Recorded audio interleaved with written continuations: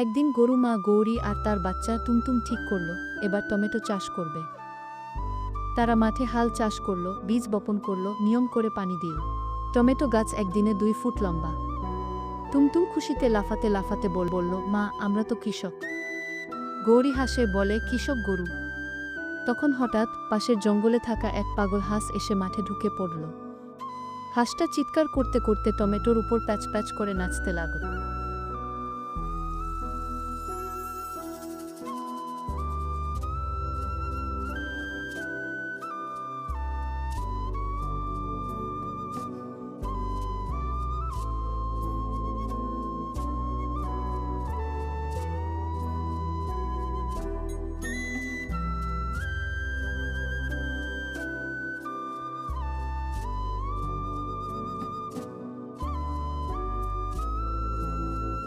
লাগল।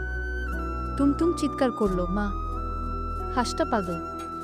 গৌরী দৌড়ে এসে বলল, এই যে হাঁস সাহেব, এটা রেড কার্পেট না, টমেটো ক্ষেত। হাঁস থেমে বলল, ও আমি তো ভেবেছিলাম সিনেমার শুটিং চলছে। সবাই হেসে গড়াগডি খায়। আর হাঁস? সে চলে যায় একটা টমেটো মুখে নিয়ে।